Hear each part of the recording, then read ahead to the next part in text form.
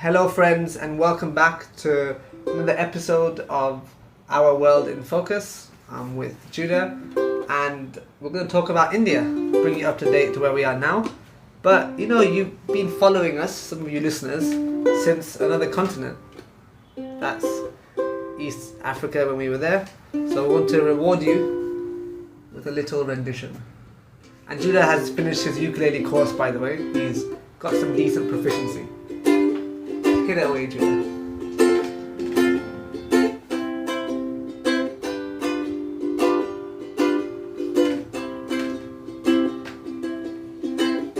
This is called a lava song, a classic ukulele song, a love story with two lovers. I forgot the lyrics exactly, but it's like... Chorus, go on. I have a dream, I hope it will come true, that you're here with me, and I'm here with you. I wish that we could see in the sky up above, will send me someone to love us. Again.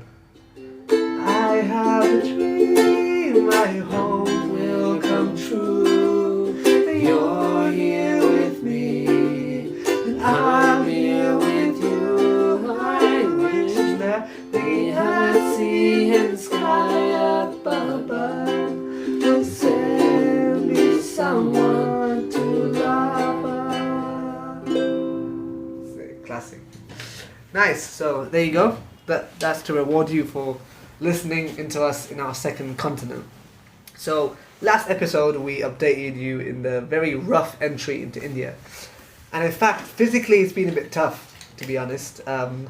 Like the colds took a few days to recover when we were in Mumbai, and then when we were in Goa I ate some dodgy chicken, and so did Judah, I think, maybe in Mumbai, so I had upset stomach for a day. And then end of Goa I think I ate something dodgy again. No, and then I picked up a cold because the pollution is bad in any major Indian city compared to the UK. Like, I've been learning about air quality index. There's something called an AQI. Oh, sorry, that is the air quality index, but it's a measure of air quality. And Leeds is 26, so 0 to 50 is normal / healthy, right? And 50 to 100 is moderate, 100 to 150 is unhealthy, 150 to 200 is very unhealthy, and over 200 is hazardous. So Leeds is 26, and Bangalore right now, which is seen as quite a green city, is 84, but actually this morning it was like 140, right? So that's unhealthy. And then Mumbai is about 175, so that was our first stop. And other major cities like Kolkata, Hyderabad, they're kind of similar, they're kind of unhealthy.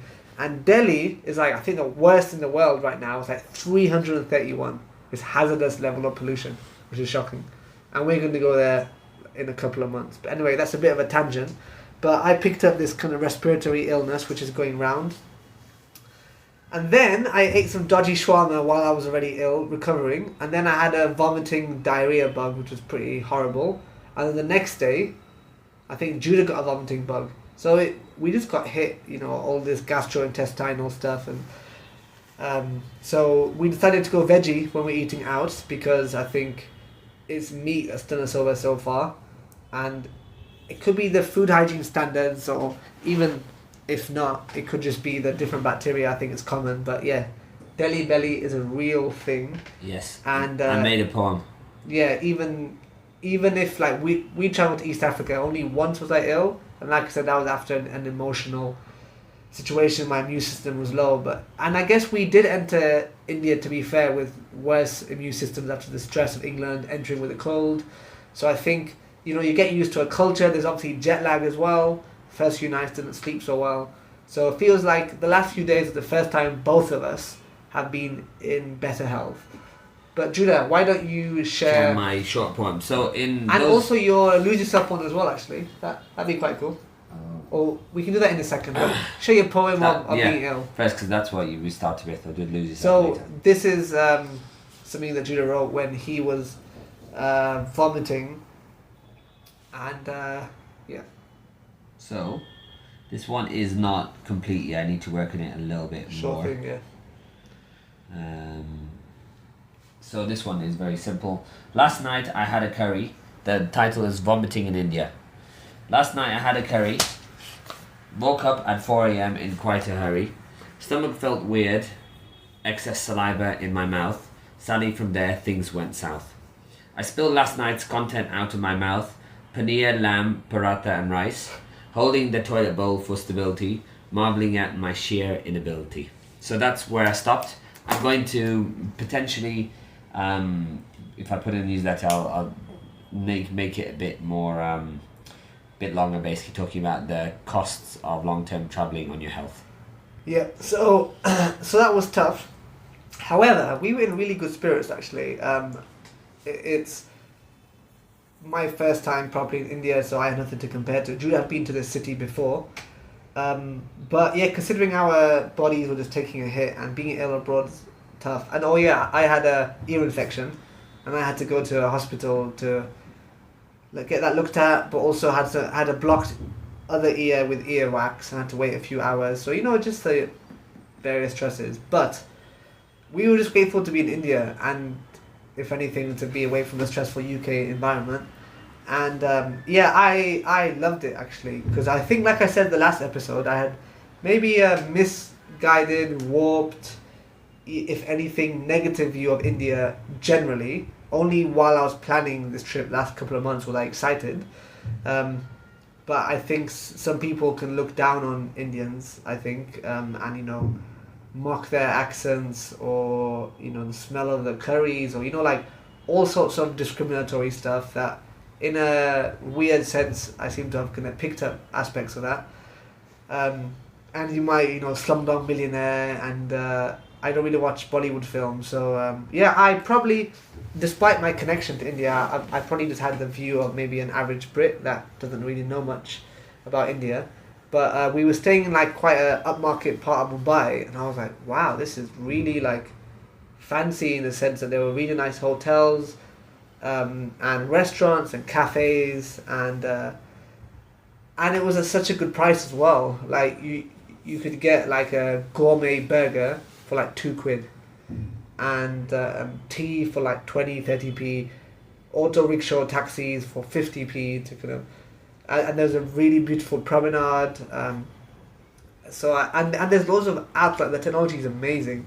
So there's apps like Blinkit, Swiggy, Zomato, Instamart, where you can order any kind of cuisine to your door, either for free delivery or like 15p delivery. Comes in like 15, 20, 30 minutes max. And even the food, like when we were in Goa, we got like 2 types of dal, 2 rice, 6 roti, all for £4, and that fed both of us. And there was some extra that we gave one of the staff. So it's pretty remarkable. And even going grocery shopping and having it delivered in 10 minutes, like, it's such a pain to shop online in England, and delivery costs like £2, or if you have to get these weird slots. You just go in person. But here, and there's Amazon to get things are cheap here, which at least from my UK perspective. So I really enjoyed that, and for me personally as well, like just being somewhere where everyone looked like me. Again, it sounds obvious, but it was really, really special to me, because I think in England there's obviously segments of the population, right, that are like, all the reform guys are like, all our cities are disappearing, and all these foreigners, and London's only 35% white nowadays, and stuff like that. But Leeds is quite an English place, and also I was working in Bradford, but Bradford, the biggest kind of subpopulation were people from Pakistan and people that are Muslim, and that's just a very foreign culture, right? And for people that know some of the history, actually, there's a lot of dislike between the people in Punjab, especially the Sikh Punjabis, and the Muslim in India, the Muslim Punjabis in Pakistan. So actually, growing up, my grandmother, because she was alive during partition, we can get onto Indian history in a later episode, which is really fascinating and tragic, the British involvement. But yeah, so that's just to say that people might look like me, but be from a completely different culture and religious system that's quite foreign, and that's still in kind of England. But here, like Mumbai is a very metropolitan city. It's like the capital of the film industry, Bollywood, which apparently is the biggest film industry in the world by audience, and it's also the financial capital of India. It's like a major urban center. People from all over, so we blended in completely. Other than when we would speak with our accent, or when Judah has his massive like tourist hat, his floppy safari hat. And sometimes it's funny. We'll be walking along, blending in, and we're speaking, and people are like turning around, giving us funny looks. Like they're like, these guys are talking like they're from England, but they don't look like they're from England. Or sometimes people would ask, where are you from? And I might confuse them and say Bengal and Calcutta, but yeah. So for me, actually, just to be in a place, I was like, whoa, there's like, and maybe in Kenya it was a heightened sense of awareness. It's Indians are more of a minority than in the UK. In the UK, you're generally accepted. You know, I don't get funny looks. I get accepted completely in any major UK city. Maybe it's just my own insecurity if I'm in settings where I'm the only Indian person, or one of the few Indian people, like in most churches that I visit. But in Kenya, you stood out a lot. You know, in major cities you can't walk outside in the evening. You're advised not to be very careful. The security situation is just different. But here I was like, whoa, I can have my phone out. I just people are paying me no bother, and everyone here is just Indian looking, and yeah, I was surprised actually how cool that I found that. And also we wouldn't get ripped off either. Like in East Africa, if you go to a roadside seller or a taxi or stuff like that, you get ripped off. But here, prices were either fixed or they were very fair. Like when buying fruit, I'm like, oh wow, okay, cool. A few bananas for 20p, that's fair. Whereas in East Africa, repeatedly, it's like, okay, the bananas would be £1, but in reality they are 20p. Or tuk-tuk drivers will try to upsell us. So it felt like, unfortunately, probably if you were a foreigner or a white person, you would get taken for rides in India, because I think we didn't see that many foreigners. But for us, it felt nice to be on the other side of the boat, really, so to speak. So that was a kind of initial impression. And we have some friends in Leeds who used to live in Mumbai. They put us in contact with a couple, Indian lady and British guy, but he's technically never lived properly in England. He's lived in like China, Malaysia and stuff. And yeah, we would see them multiple evenings, went to church with them and hung out and ate lots of food. And I was just realizing, like, man, you could have a really good quality of life here if you could have a UK wage. You know, all the modern amenities that you'd want, nice, comfortable apartments, but affordable. You know, you get beautiful Indian food delivered to your doorstep at a fraction of the price in the UK. So that was my, anyway, initial impression. And just being with Judah, the fact of it being our final big leg of the trip made it really special to both of us. You know, we were like, let's soak this in. Maybe we took it for granted a little bit in East Africa. We always knew we'd have India to move on to. So yeah, just to know that, okay, these are the last few months with Judah. Like I said, despite our bodies being ill and picking up all these random annoying illnesses and all the pollution irritating our throats and our noses, it felt really special to be with Judah and to start to form a connection to a country. And I already felt, after just a week or two, really connected to this country and to this part. And the funny thing is, like, even if I didn't feel Indian and I felt British, like, British history is deeply tied to India as well. Like, there are I'd love to do maybe a whole episode on the history, maybe just for my own knowledge, and you know, it would help me to summarize. But yeah, the British East India Company were here since like the early 1600s, and back when they came to India, the GDP of India was like 23 to 27% of the world GDP, the Indian share, and England was like 1.8% of the world GDP. So India was like one of the richest places in the whole planet back a day. The textile industry, And actually, I think that the India colony and stuff actually helped make the British Empire great and funded their exploits into the whole world. So yeah, so I think actually like even British people, like there's a deep connection. I think it's a colony that England were connected to, and later the British for the longest period. So I have two fascinations really for India. There's my personal ethnic family history, and there's a British history that's deeply formed our our British kind of history and things like that. So it was quite cool starting Mumbai. And Mumbai was known as the gateway of India. There's a really big archway and monument that the British built. And that's where, you know, the thousands of Brits that came during the empire stuff, then they would often come through Mumbai because it's on the kind of west coast. So that was my initial impression. But how about you, Judah? Because you'd obviously been to India before 10 years ago on your British Council trip. What was it like? So, this is how it was like.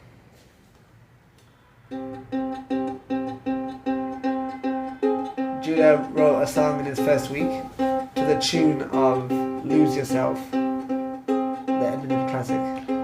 The smog is heavy, gateways packed, it's gritty. Mumbai streets, homeless families, what a pity. Yeah. Street chai tuk-tuks in this mega city. Blacked out at the start, I'm back but not pretty. Snap back to reality, oh there's more dog to eat. The chaos hits hard but you've got to stay on your feet. Trains are busy, better fight for your seat and avoid the stray dogs as they roam on the street. You better lose yourself in the curry, the spices, the thalis, the head bobs. This journey is tough, you've got one shot, so you better go with the flow. This opportunity comes once in a lifetime, oh.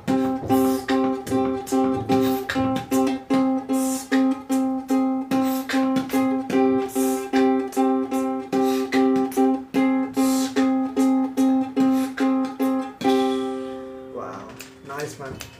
I hope you enjoyed my beatboxing as well. I think that was a nice addition, right, Judah? Huh? So that's all there is really. That was mainly on in Mumbai. Yeah. Very, very busy. Yep.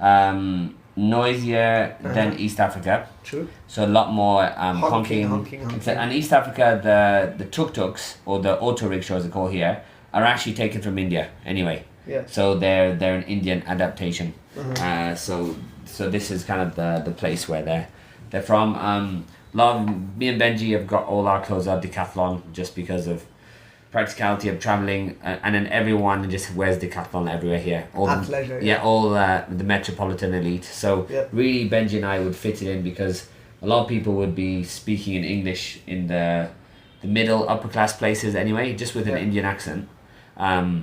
Just because they're globalization and they're quite educated, etc. So realized in large cities or the yoga cities and all these kind of places, Benji and I would fit in very well. Yeah. Just because of the dress is very similar, the lifestyle is similar, and stuff like that. So that was quite nice. And 10 years ago it was hard to cross the roads. That's because I wasn't used to traveling in these busy places. Actually now, it's pretty still crazy to cross the roads, but it's normal. Yeah, I don't really feel that worried about it because we had to do the same in East Africa. And like when you walk around, you just never trust the pavements if they're properly fixed on. Probably if you sit down on a bench, you never know if it'll just collapse, etc. It's quite standard across East Africa as well. But yeah, the level of cost is much lower than East Africa and the UK. Especially for like budget backpackers. For budget backpackers, you can actually do that here. And the train system is yes, pretty crazy at some aspects, but once you figure out how each city works and etc., it's an affordable way to get around. One of the most extensive in the world, and so actually there's some really cool things here, and you can see they're very. Instead of using bank cards that we use in Europe and other Western countries, here they use Google Pay, which is linked to like an Indian bank account. It's called UPI. UPI. So unfortunately, foreigners can't get it, which means that we have to do old school cash, which is a bit annoying. But so different things which we could see how affordable it is and how expensive actually East Africa was, Kenya, Tanzania, Uganda, extremely expensive to buy like items that weren't just your everyday food items, etc. So the supermarkets, the different things there were not particularly cheap. They were UK's price basically. So which was super expensive. Whereas here, I think overall because of competition, it's cheaper, and especially like the cuisine, East Africa unfortunately is pretty dull. You have just lots of roasted meat, maybe like some carbohydrates on the side. That's kind of it for their cuisine. And if at the coast, it's a bit more creative, but that's because it's been affected by Indians, so you can get biryanis and stuff like that, which here is quite standard. So I enjoy the different cuisine and stuff. And yeah, just not being when we got ripped off so much in East Africa and Egypt and the last 4 months, and then coming here and recognizing everywhere we're going, we're just getting the standard prices. Because there are so many educated Indians. We could easily be an educated Indian, and not everyone will speak Hindi or English, and they'll often speak local languages. So the fact is, with a bit of an Indian accent, when I speak English, I'm pretty sure I'll just be able to get the normal prices everywhere. And unlike East Africa, I used language in order to, as an offensive and defensive mechanism, in order to soften people if they're trying to buy stuff from them, like shopping, and then offensive to basically to make sure people stay, leave you alone basically, by speaking words in the local language. So whereas now I've actually not learned hardly anything. I know the basics already, from doing a course 10 years ago, and Punjabi is very similar to Hindi, actually, in the languages. So, and I basically just finished my ukulele course actually. I was doing one off LinkedIn Learning. Took me about 6 months to finish. But that was just like learning different styles. It's the first time I've learned an instrument, but I'm treating this one more like a holiday where I'm just trying to enjoy and try my best to be present. Just like if you're going 2 weeks to any place, you try to learn the language a little bit, but you're not going to try to learn it all really kind of tightly. So Benji might be here a bit longer than me, and 10 years ago I did work really, really, really hard to learn the language. I was practicing whenever I could. I was trying to wear the same clothes as the locals, the shirts that they'd wear, the slippers, etc. So by the end of that month, I've been like, okay, I'm just going to be myself.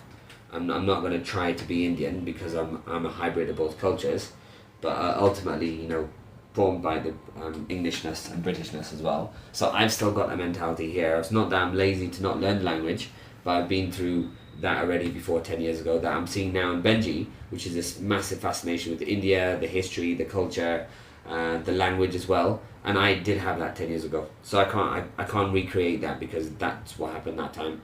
And there's a way higher level of fascination. I'm just kind of enjoying and that's basically my initial thoughts, I think. Nice, yeah. Yeah, and maybe we can let people know about our experience of the different cities, right? To kind of bring people up to date. So Mumbai, we already discussed. We didn't do as many touristy stuff, but we went to Gateway of India and the Taj Mahal Palace Hotel, which is this well-known luxury hotel. You can just go in and explore. They have galleries and art stuff and cafes and stuff. And then we experienced the kind of infamous metro train transit system in Mumbai, and that was quite funny actually because we had eaten something. So we went to city centre, Taj Mahal Palace Hotel, and it's quite interesting. One thing I've learned about myself is that I don't feel comfortable in like the more luxurious upmarket places. I think maybe I don't respect the kind of overly status driven places and people trying to like live above their lifestyle, and there were just loads of tourists in that hotel trying to take photos and trying to like live the high life. And then we went to a cafe, ate some food, and I was feeling a bit squeamish and slightly like unwell. I was like, uh-oh, I hope I haven't picked up some sort of bug. And then we were going home at like 6:30 p.m. or something, and we booked a first class train ticket, which is 40p rather than 20p. But normally it means you can get a seat, and it's comfortable. But so we got on this coach, and it was busier than normal. And as it was going kind of out of the center, people were like jumping on. So basically, as the train was kind of slowly coming to a halt, people would jump on to get a space, and suddenly you're packed like sardines. And I was there before, not feeling so great, and I was like, well, this is like really packed. And then we got to our stop, and we tried to get off, but we couldn't. We couldn't push through, and people were jumping on. So people then asked us. Some people saw that we were struggling, so they were like, "Oh, what stop?" And we were like, "That stop that we're just passing now, that we just have left, the Bandra West." And so we had to go to a later stop, and then ask some people at the door to become friends with us and kind of make a way. And we had to like literally push off and get off while the train was still slightly moving. You know, where you get off and run a little bit to come to a halt. And it was funny, like, once we got off, I was like, man, I actually don't feel so unwell. It's like the adrenaline had kind of kicked my immune system into action, and I felt better and almost happier after that super packed, claustrophobic experience rather than the fancy hotel. And maybe because to me it felt more genuine. And yeah, I was trying to connect to the culture and the country, and I loved that experience of just the craziness. So yeah, that was funny. And then we left Mumbai and we flew to Goa. It took a while to figure out the train system. It's a bit convoluted and confusing. Apparently the train from Mumbai to Goa is really beautiful, but we wanted to book in advance, and you have to book in advance for trains.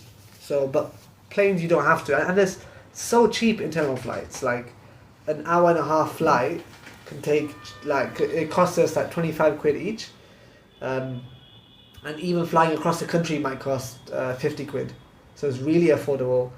And we got to Goa, which Judah had also been to. We went to a beach destination for a few days, and in Mumbai the apartment we had, the second one, was really unpleasant, and we booked off a local Indian booking app, which I don't think I would do again. It was like a place where there was only water. Water was only available during like 12 to 9, and you had to like ration out water and you couldn't always shower, and yeah, so that wasn't ideal. But in Goa used to be a Portuguese colony. In fact, the Portuguese were there from the 1500s up until 1961. So Goa became independent later when the Indian Army went in, and it felt really beautiful actually. It's very green, very quiet, just complete opposite to Mumbai. And I loved all the Portuguese architecture, you know. Yeah, it did feel very, I guess, almost like Portugal, which makes sense. It reminded me of being in Portugal when I was there a few years ago, and the beach was really cool, very like picturesque. And the difference in East Africa, maybe the actual beaches weren't as beautiful, but we didn't get bothered at all. No one even like noticed us. We were just normal tourists, and Goa is very popular with Indian tourists, probably more so now than external tourists. So there were a bunch of Indians from all over India, and also there were a few like Eastern European, Russian, Polish type people. But we just relaxed at the beach. Like I said, I was a bit ill while in Goa, so we just relaxed, ate good food. The hotel was like, it felt like a luxury hotel, but it was just like 15 quid each a night with breakfast included also. And I appreciated just being in a beach resort or a beach place where you're not bothered. And you know, we would cycle to the beach, and just a really cool, fun life. And then we went to so that was in Benolim Beach, and then we went to Panaji, which is the capital of Goa. And Goa is like the smallest state in India, not very densely populated. And Goa basically is the only state in India where you can gamble, but it's this weird kind of rule where you can't gamble, because you can't gamble on land in India. There's these massive ships that are just off land, and it's like maybe India's Las Vegas or something. Like, I thought they were cruise ships, to be honest, and they were all like intricate designs. Like one was in the shape of a shark, and there are all these massive casinos, and basically like the Goan government is like funded and owned by the casino companies, and Indians come from all over to Goa to gamble. And I was like, man, like if you were to go to these casinos, it'd be so hard to leave because you literally have to get a ship to get there. And it looks very, very fancy and stuff. So that was interesting, a different culture. And alcohol like 60% cheaper as well. So it has a bit of a reputation as slightly, party like, maybe some morally questionable things. But we were able to still have fun. And Goan food's quite well known, like Goan fish curry and different stuff. And Goan buns and bread. And we went to like a local eatery for 40p getting these local curries and stuff. So that was really cool. And when I was ill, Judah went to explore the city. I really wanted to see Old Goa, which is the former Portuguese capital. Apparently there's some really cool and famous churches. And it was, I guess for us from Europe, it wasn't that unique, the architectural stuff. But for the Indian tourists, they don't need to go to Europe, right? They can just come to Goa and see all this really beautiful architecture and Portuguese style, like maybe food and places and churches, and I guess it's pretty unique having a taste of a Western country and an Eastern country, and I guess there's pockets of India like that, which is pretty cool. Apparently in Puducherry, where the French had a colony, you can also see French influence, and obviously the British English influence is in different parts of India. And then after Goa, we went to Bangalore briefly before going to Mysore. We have a cousin in Mysore who we met for the first time, and actually it was super special. Judah and I had a really good time. So Judah, I'll let you fill in what Mysore was like and what we did with our cousin and stuff. So Mysore is a nice little city that's not too far from Bangalore, and basically our cousin, which we a step cousin, you could say, and she was basically really sweet, and actually of everyone I met in my life, probably the most similar personality to me. Personality twin. Very, very, very similar in lots of the way that she views the world, the way that she has downtime, the kind of the extroversion, the introversion, etc. So just really chilled, really open house policy. Literally, like her friends just rock up anytime or leave anytime, and she leaves the door always open so then a stray dog can come in and just chill there. And then there's a spider web that's taken part of the clothes line. So she's like really made it home for lots of different creatures and stuff. And that was very chill just to be in a place that's away from the big cities. Goa is still fairly busy and still hard to cross the road-ish. Mumbai, Bangalore, extremely busy cities, and then Mysore was like a retirement village basically, and still basically is. And there's loads of like white folks there for like yoga retreats and stuff like that. It's a center. I think it's a center of Ashwanga yoga or something. Yes, you've got loads of kind of hipsters, like hipster yoga people, vegan. Loads of organic cafes. And So it's just the thing is that people start dressing the same and doing the same. With those baggy trousers and tree huggers, right? Well, anyway, and we were there, and it was nice to be there with our cousin, and because that's when I had vomited basically. That day I'd been gone to Mysore, and that night from something that we'd eaten in Bangalore. So essentially, like, it's the first time I ever had this like just straight up vomiting. And when you're traveling and you can vomit at any moment, generally for me, I salivate for like heavily for like basically maybe about 30 seconds to a minute, and that's basically my body telling me I'm about to vomit. So now I know what the signs are, and just the taste in your mouth after you vomited because of all the acidic. Pretty grim. Different thing, and So anyway, just especially when you're traveling, it's just horrible basically when you're unwell. So going to her cousins, Benji and I were both unwell, so we just got to rest and relax. And sadly, she had other people staying in like 3 or 4 days time. Otherwise, Benji and I would have stayed there easily like a week. Yeah. The church we went to was super cool as well. Loads of young adults there, and so we had lunch with them afterwards and had lots in common. They were good at having conversations. They had the same beards as Benji and I as well, with glasses.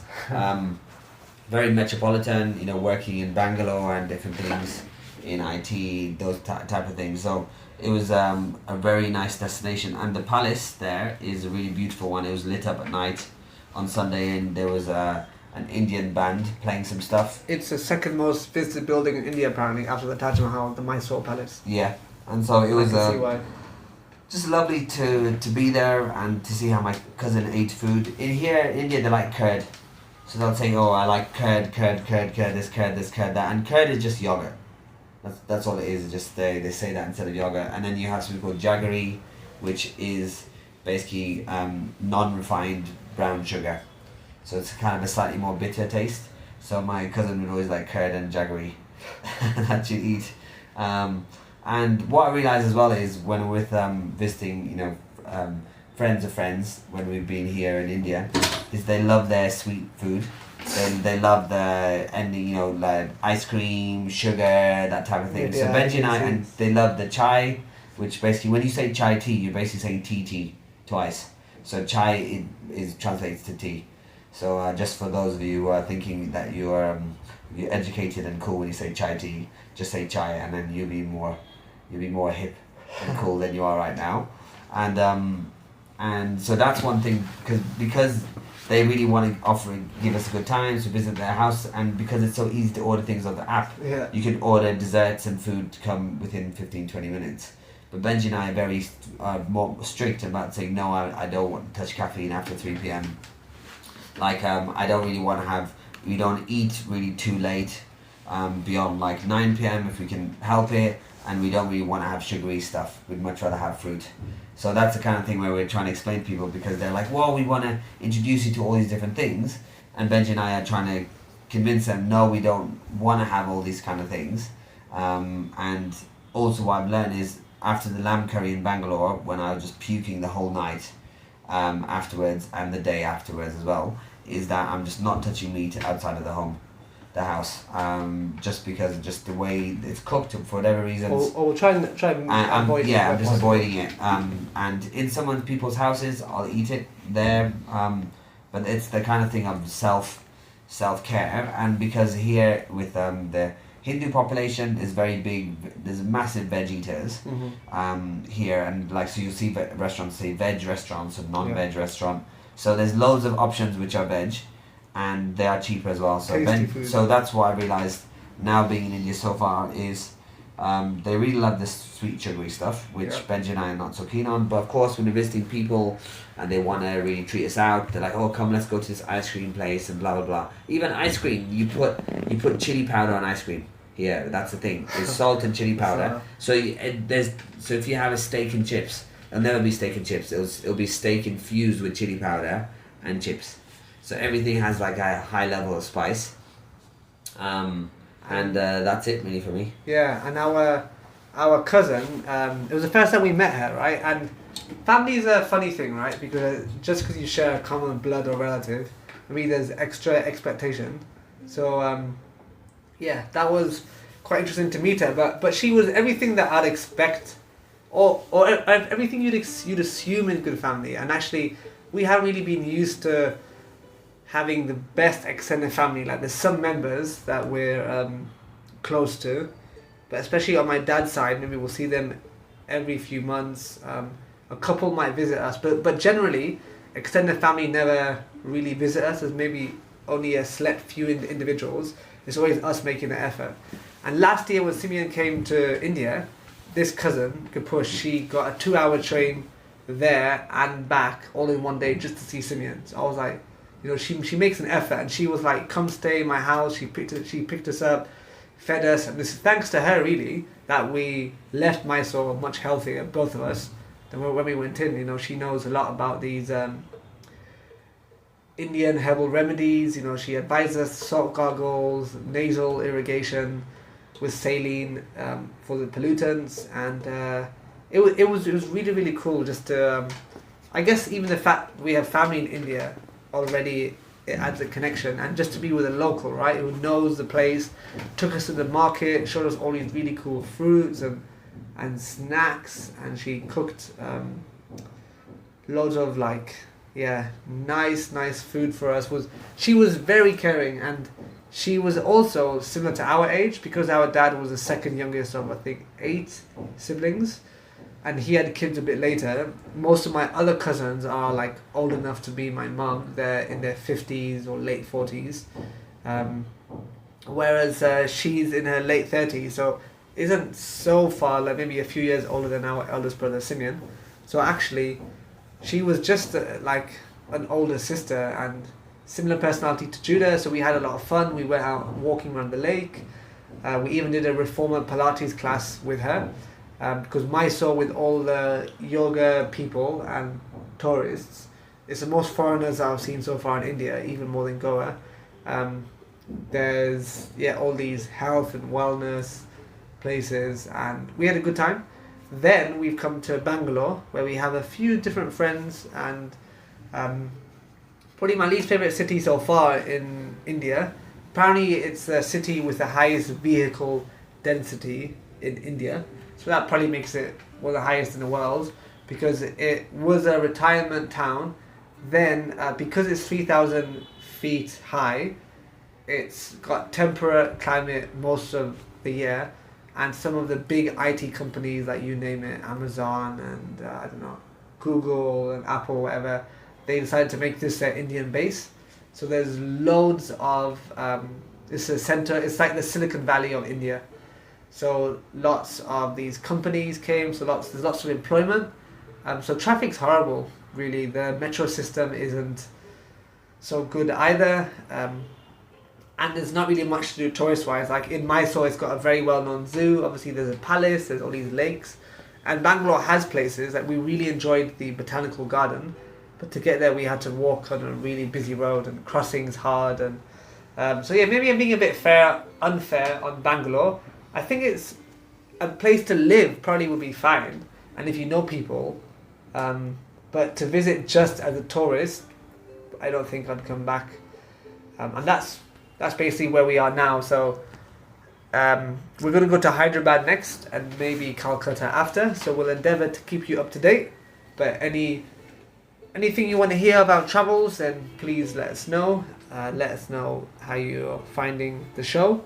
Please follow, please like it, feel free to share it with people, and you can always message me as well.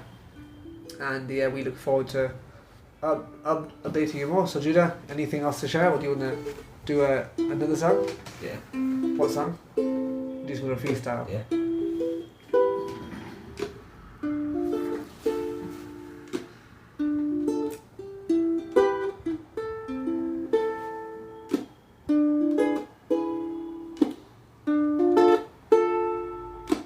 So thank you for listening to the show. I guess we've given you lots of musical treats. Maybe we can try a bit of freestyle. You want to say anything, Judah? No. No? Let's Sure, try. yeah.